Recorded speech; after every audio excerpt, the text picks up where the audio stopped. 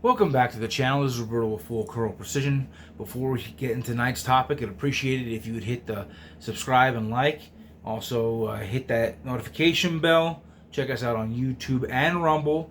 You can also find us on Instagram and Facebook.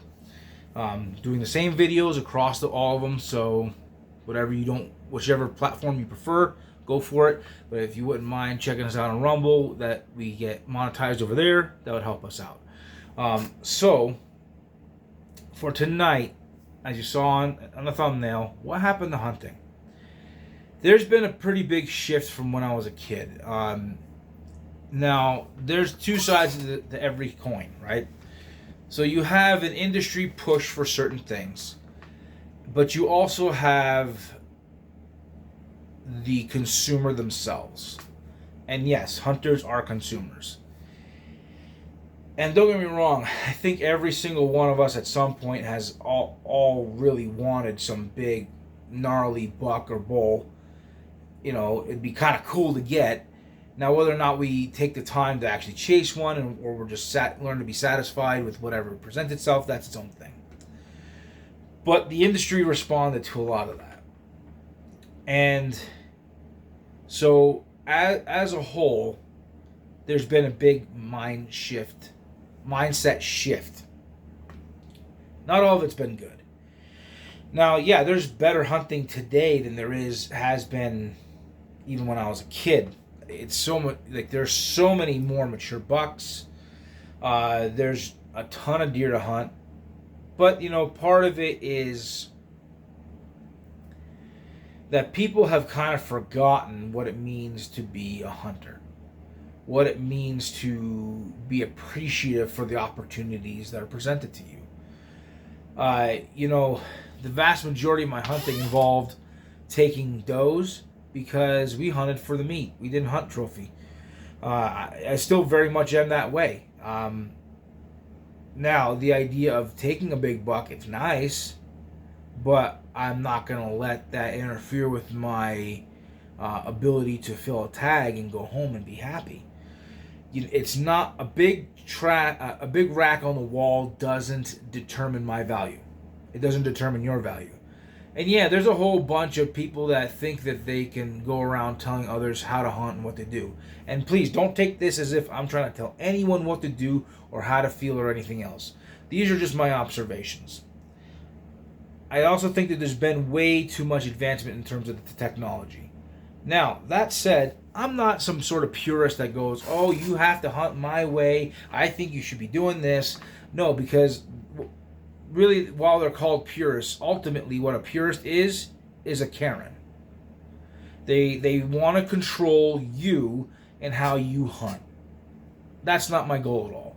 I mean, shoot, here's a modern rangefinder. I use it. Why? Because I see the benefits of this. But the one thing I've personally chose for myself is I'm never going to use a trail cam. I actually get far more satisfaction out of being able to go and physically scout an area and learn it and actually put eyes on an animal. You know why? Because honestly, I'd rather shoot what I call a natural 8 over whatever big gnarly potential buck there could be. That said, I also don't care if I ever even get a buck. It's a nice thing. It's not necessary. Now, maybe you live in an area that's buck only. That creates its own challenges. For me, I happen to live in an area that's not buck only. And I'm able to get numerous doe tags. So I utilize those doe tags. But the thing is, I also don't really mind taking a variety of ages. I used to do a lot of helps do survey and studies with wildlife and kind of fill a balance. And one thing, I'll just share this real quick. Even in the area where I'm at, if you look at let's say, a good breeding age buck, typically you're going to see between 10 to 12 does for every breeding age buck. And the fact is, he's not going to be able to breed all of them inside the first rut, period. Because a doe only comes into heat for a period of 24 to 48 hours.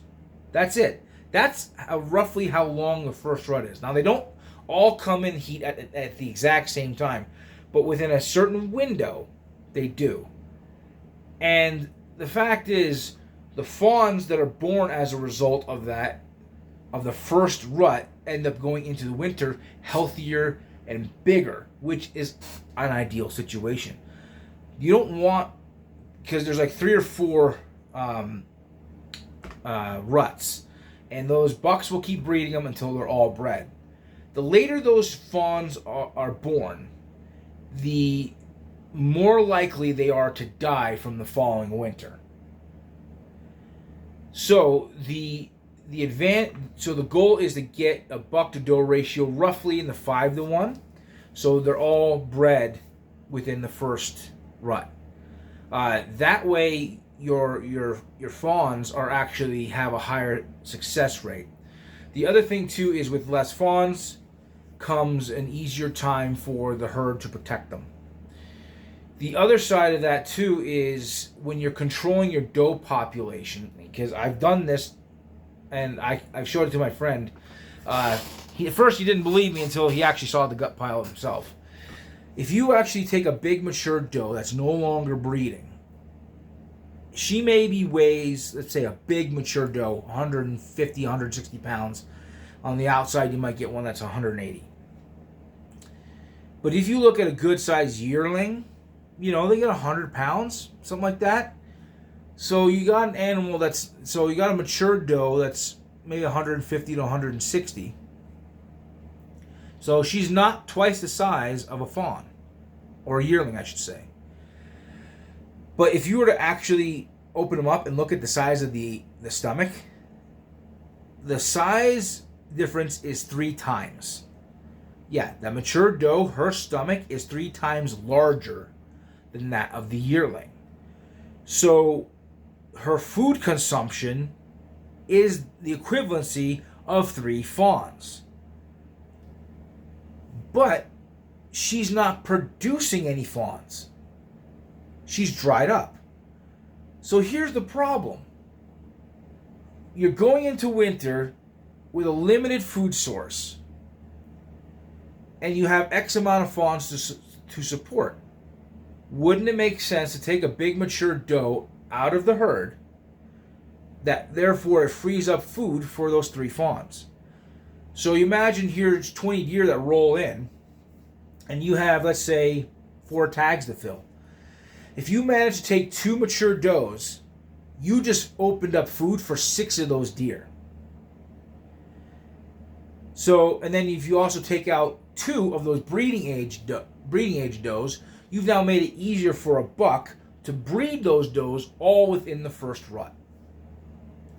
This is management hunting. This is vital. That's what maintains a healthy herd. The obsession of strictly after rack only is not beneficial. And it's leading to huge spikes in populations, which is leading to spreads of disease. And it's also leading to spread of like ticks and tick bites and different things like that. There's a whole slew of factors that go into it. Now, obviously, deer aren't the only factor in consideration of ticks, but there has to be a balance to it. And the sooner that gets in balance, the better it is for everyone concerned. It's better for the deer, it's better for people, it's better for the land, because then there's more food. Because if there's more food available to them, they can make it through the winter with less winter kill-off. That's pretty important. Oh, I want to have more deer. Yeah, but you know what? Let's say you happen to have a property that can support 200 deer. If 200 deer are barely getting by, that's way worse than having 100 deer that are thriving. Because now, when you have 200 deer that are just barely getting by, they're barely having the immune systems to support themselves. If a disease shows up, it nearly wipes all of them out.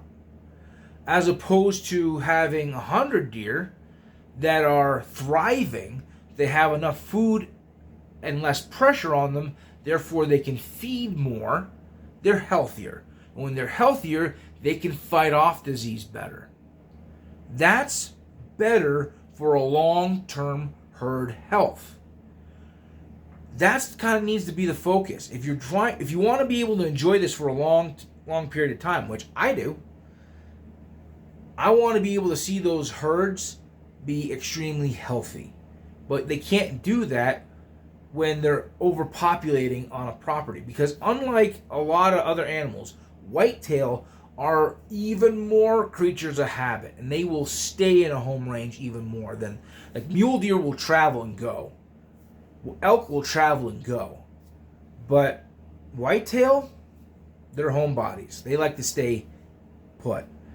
Now, if there's absolutely nothing for them, then they will venture out. But it's pretty rare for that to happen.